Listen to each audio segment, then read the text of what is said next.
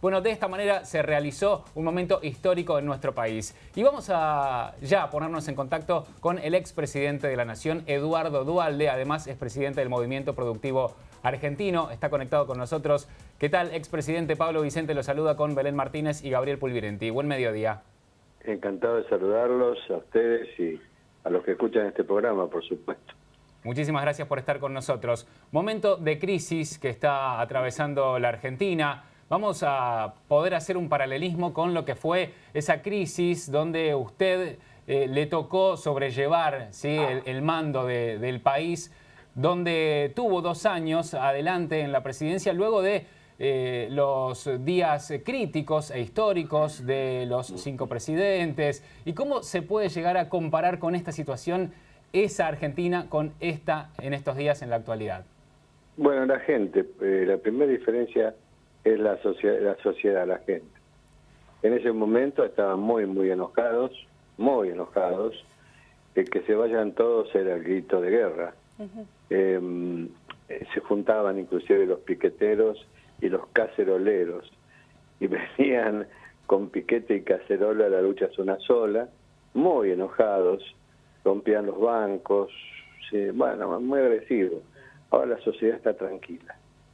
Esa es una diferencia sustantiva.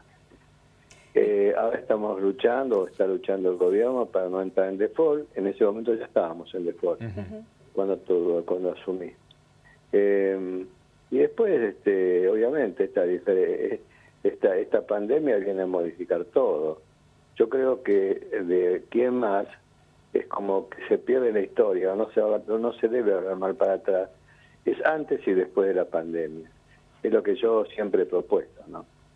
Me acuerdo que cuando asumí, lo primero que le dije a mis ministros es: está prohibido hablar de los que se fueron.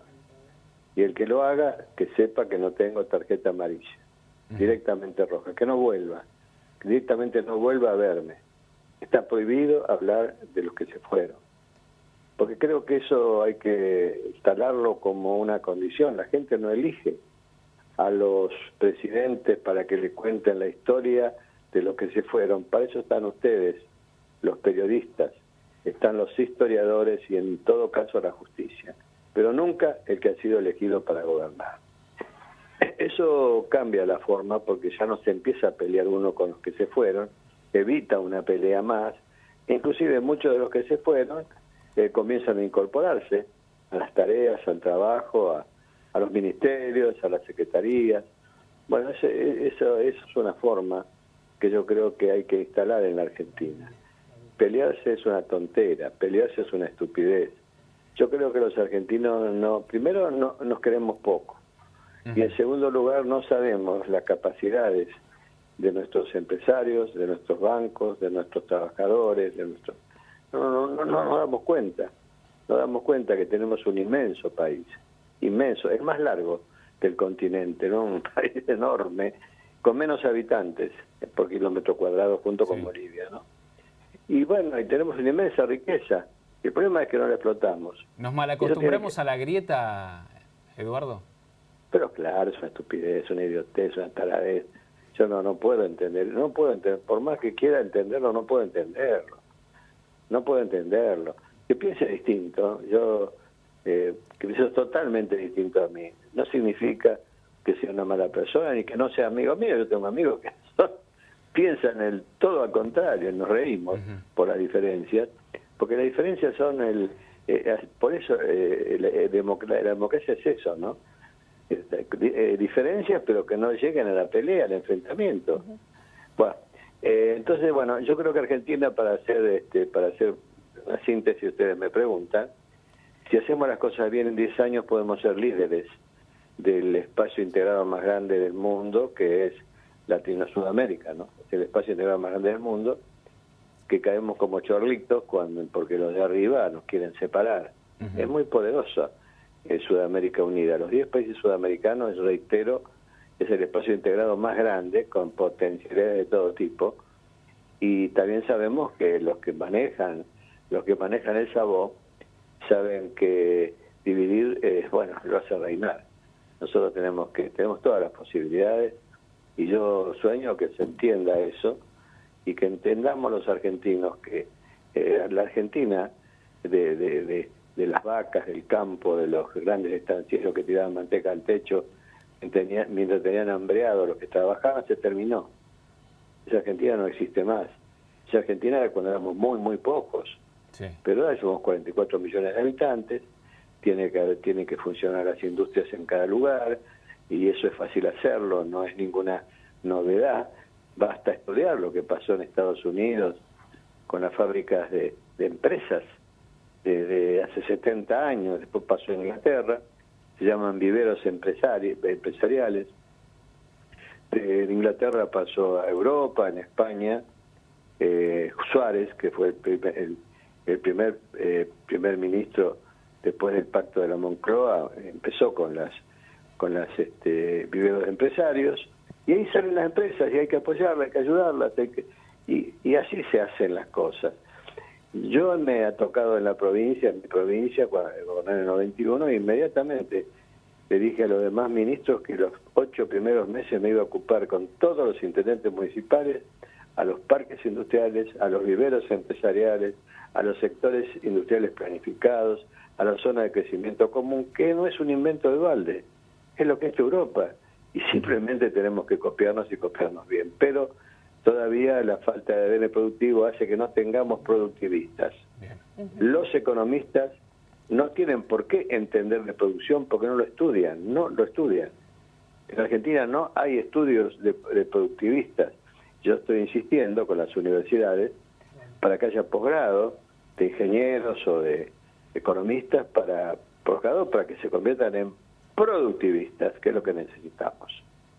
Eduardo, frente a la actualidad que estamos atravesando de la pandemia, ¿qué opina al respecto de todas las medidas que lleva adelante el gobierno justamente para paliar las consecuencias que nos trae esta pandemia? Estoy totalmente de acuerdo, pero sin entender nada, porque yo no entiendo nada, me paso viendo, tratando de entender, y cuando creo que entendí una cosa, el otro día aparece otro señor muy importante que tampoco conozco y dice lo contrario. Bueno, lo cierto es que el gobierno se ha manejado en forma magistral, y la clase política argentina en general, apoyando al presidente, también es un dato que debemos hacer notar. Eduardo, en el medio de la pandemia llega la renegociación por la deuda. Usted, como dijo al principio de la charla, le tocó agarrar un país que ya estaba en default con Jorge Remes Lenikov, y después un camino que siguió Roberto Labaña, lograron encauzar esa deuda eterna, porque parece ser de la República Argentina. ¿Qué consejo le podría dar hoy desde esa experiencia? No, simplemente estoy trabajando para demostrar que el concepto de deuda, el Producto Bruto en la Argentina no es tan alto. Bien. No es tan alto. Y, tenemos el 100% más o menos, ¿no? Y países que tienen, en Estados Unidos, sí. Todos los países tienen una diferencia mayor. El problema nuestro no es lo que debemos, sino es lo que no producimos. Eso es lo que tengo que meterlo en la cabeza. Eso es lo que yo decía en el 2001, cuando todos tenían ideas de que la Argentina desaparecía, y yo decía, señores, están haciendo un maremoto de una palangana. Están haciendo un maremoto de una palangana. No es cierto que Argentina esté tan mal.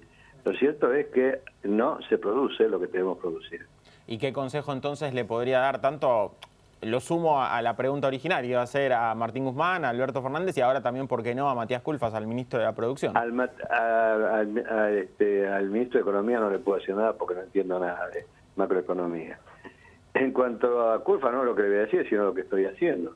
Yo me estoy juntando yo soy de origen gremial, me siento gremial, sí, y representando a los gremios, yo estoy hablando con todos los empresarios importantes a los que defiendo. Yo defiendo al empresariado, no hay trabajadores sin empresa, y los dirigentes gremiales son los que saben eso. Entonces tenemos que luchar juntos para que vuelva el trabajo a la Argentina, y eso requiere también saber que nuestros bancos no son peores que los bancos europeos. Todos tenemos que armar la nueva forma de gobernar en la Argentina. Hace un par de meses antes de irme a España, me reuní, como lo hago habitualmente, con 50 empresarios importantes de la Argentina, y les dije, estaban en el movimiento productivo, le dije, ¿ustedes qué piensan? Si yo le digo que ustedes, había también dirigentes gremiales ahí, que ustedes son los que tienen que gobernar el país. Se miraban extrañados que yo le preguntara eso, ¿no? Ustedes, la comunidad productiva, ¿qué les parece? Si yo digo que tienen que gobernar el país, ¿ustedes qué dicen? Se miraban, no contestaban nada. Entonces tenía una pantalla grande atrás mío y aparezco yo a 2 días de asumir con 50 empresarios, 50 dirigentes gremiales, dirigentes bancarios, diciendo exactamente eso. Ustedes, la comunidad productiva, son los que tienen que gobernar el país. Claro que el que me escucha dice, Valde, fue un poco exagerado. Sí, claro que fue exagerado, pero para darle la idea de que todos estábamos jugados solamente a ellos, a la producción. Estábamos jugados a la producción. Nuestro único direccionamiento era, el central era la producción, ¿no? Y bueno, me tenía que bancar que todos los diarios en ese momento no estaban de acuerdo. Jamás criticé a un periodista, jamás. Pueden buscarlo en los archivos, cada uno tiene derecho a pensar y a decir lo que quiere. Pero hablaba 3 veces por semana en Radio Nacional, y sin nombrarlos, yo decía, dice que no tenemos rumbo. Nuestro rumbo es el trabajo, nuestro rumbo es la producción. Y dicen, decía yo, y dicen que los que siempre ponen peros, que es difícil. Pero claro que es difícil, no estamos para las fáciles. Y eso hay que repetirlo ahora. No estamos para las fáciles, estamos para las difíciles. Y las difíciles es donde se ven a los dirigentes, a los que entienden, a los que saben cómo se debe gobernar. Bien, Eduardo, siguiendo con esta línea del apoyo al empresariado, hace unos días nada más dijo que habría que hacerle un monumento a todos los empresarios que generan trabajo.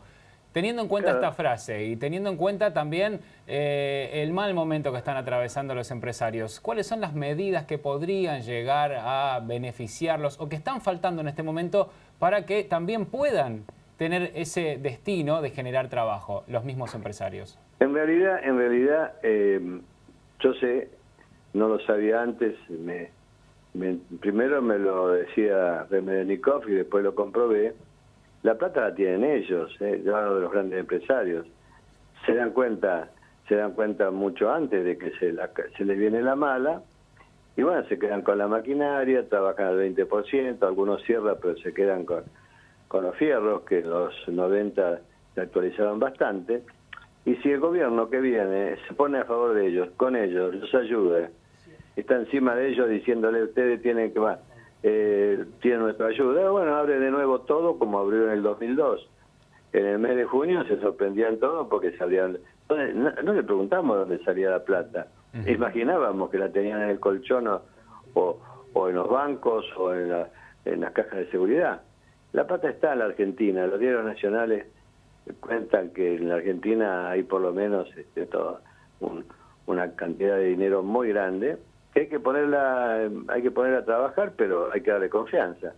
En una Argentina que le desconfía a los empresarios, que los critica, que los pelea, bueno, obviamente se van a quedar con la platita y no van a entrar en el proceso que necesitamos. Bien, Eduardo, para cerrar, ¿confía en que Alberto Fernández pueda llegar a revertir esta situación económica una vez que termine la pandemia? Hay que verlo.